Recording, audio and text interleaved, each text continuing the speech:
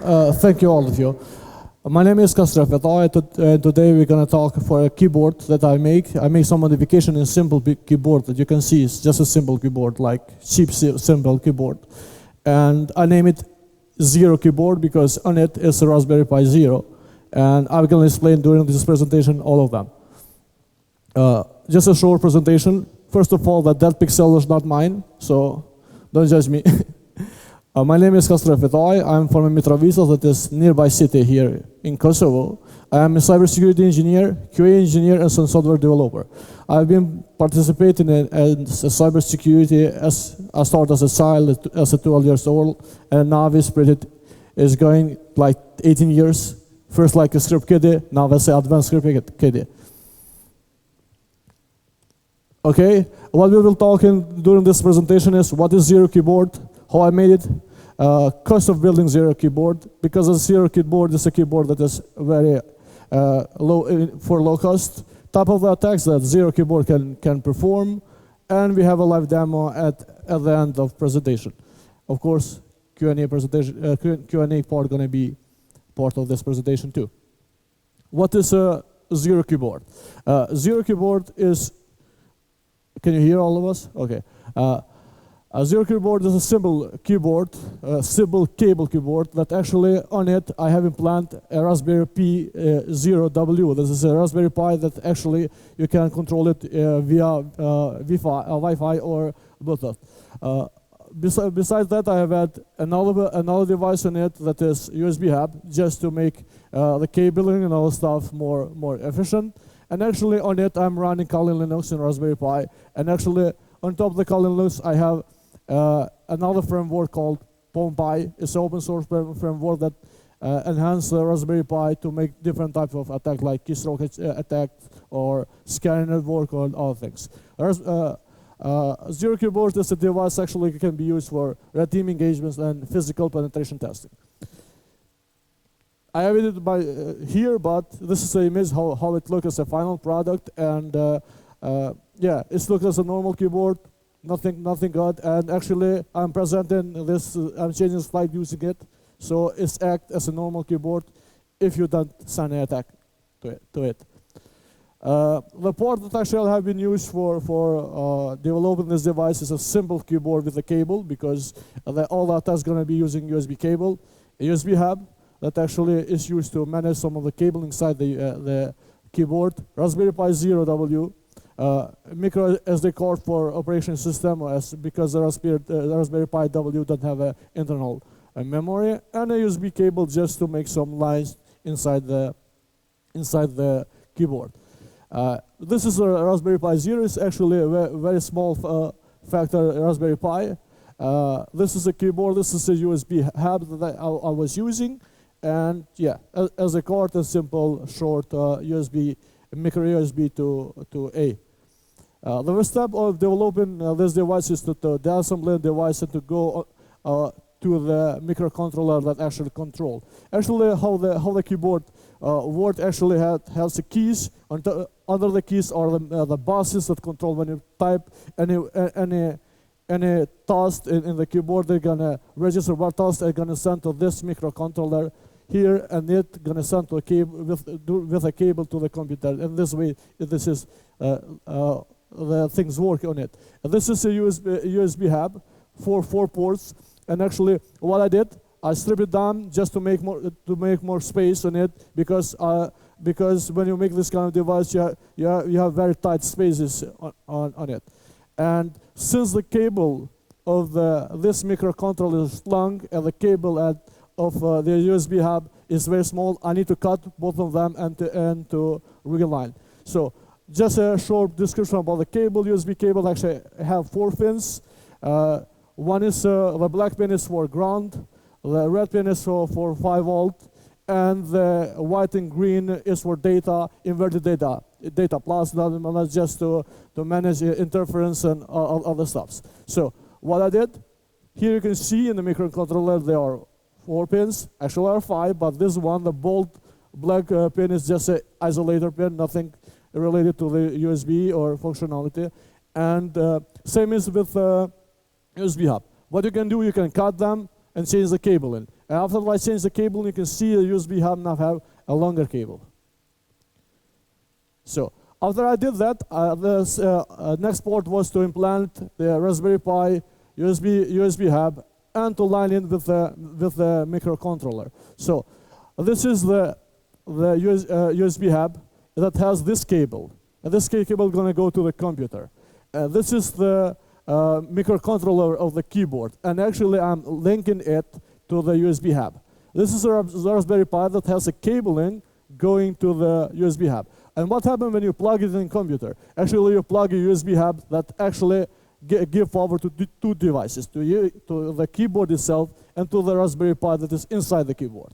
And the next steps in part of the building is to assemble and make it like this.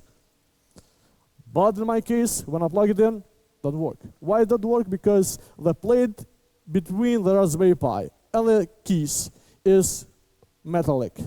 And if you don't isolate it, they're going to make short circle on Raspberry Pi. So what I did, I just put some isolated tape on top of it just to avoid the short lines, electronic short lines. Actually, I haven't developed anything from a software, but I'm using Kali Linux as a platform operation system for Raspberry Pi. And on top of it, I'm running this framework that is PownPi. It's open source framework actually everyone can find in the GitHub. And it enhances Raspberry Pi and have a nice web interface that you can configure every device, like every component of the Raspberry Pi, like inputs, Wi-Fi, Bluetooth connection, and all of them. I will explain some of the features in a live demo that we are having after. So then this one is the cost of building it. Actually, is very low cost. I have bought this keyboard that actually you can see right now for 10 euros before 3 or 4 years. Maybe now it's cheaper. It's a simple USB hub that costs 5. Raspberry Pi, actually I bought the Raspberry Pi for 2 years ago. Now maybe the prices are lower. And SD card and simple cable just for wiring, and wiring tape just to make some isolation in order not to avoid the short circles. Because this keyboard has implanted in the Raspberry Pi 0W that actually is a microcontroller that has Bluetooth and Wi-Fi on it. Besides that, actually, it has a USB cable that can connect with the computer and can mimic some of the behaviors that some of devices like. You can use as a USB Ethernet, you can use a serial USB, you can use the mass storage, you can mount the storage that is part of the SD card as a remote disk. You can use as a keyboard, and the mouse. Having all of these features, it can able you to perform different types of attacks. One of them is keystroke injection using Wi-Fi or Bluetooth. Another one, since is going to live in the same network that when you are placing it, actually you can do scanning, like network scanning using USB Ethernet, Wi-Fi, or scanning for nearby Bluetooth devices.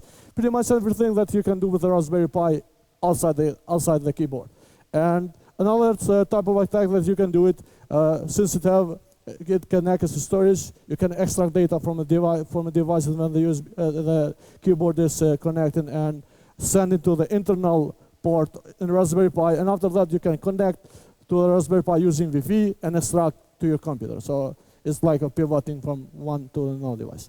This is also part of attacks and how I build. And actually, I have a simple demo that I will do a live demo.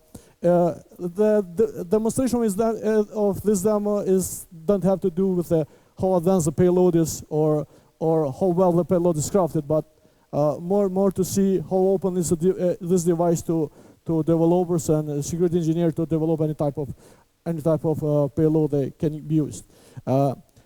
I have made a simple diagram just to explain how this payload works. Actually, this is attacker using a phone.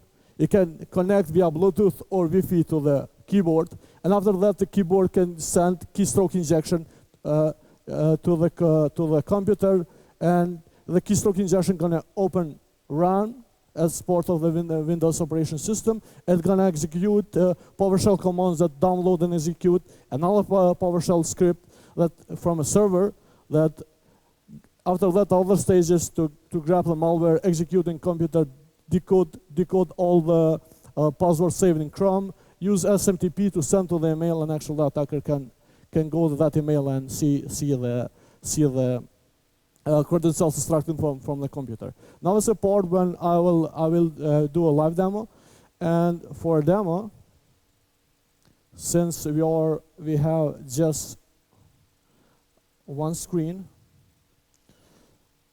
I am attacking it from my mobile device. So I'm mirroring it using this application.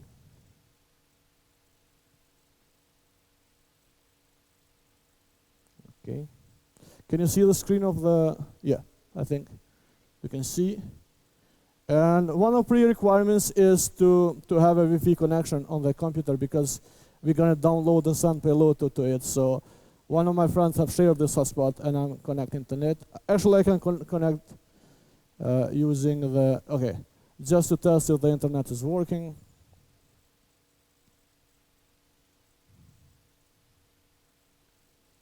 Yeah, it's working.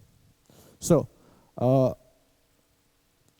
that's going to be from a mobile device, and as you can see, the keyboard actually have a hotspot you can connect to it, and actually have been connected to that. Maybe you can see here the 0Keyboard is a hotspot that actually the keyboard is connecting, and you can go to this IP. You can decide at any type of IP you can configure.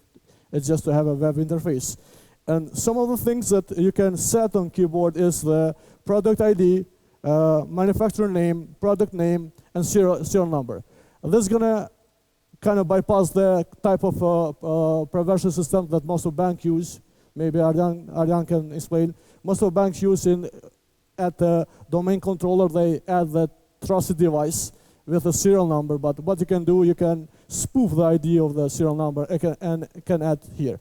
Actually, I'm not going to any feature that PownPy actually has. I'm just going to the part of the keystroke injection can happen. I have created and saved one of them here. And actually, it's just a simple PowerShell script that download and execute any code. So how we can run it, just click run. It's going to open PowerShell. This payload is far from perfect, so Daniel, please don't judge my PowerShell script. And yeah, actually, what happened, he sent in the background, it's going to download a malicious file and all of that. I'm disconnected it from my Wi-Fi, and I'm going to my Gmail. Yeah, a lot of friends are typing right now. And here we have email. Maybe you can see the timestamp. It's 11:47, just 1 minute ago. And you can see here all the credentials that are getting from the Chrome. If you want proofs, I can open the Chrome. And going to settings, passwords. And here you can see this is the same. I'm not decoding it, but actually is the same username credentials on it too. So pretty much this is all.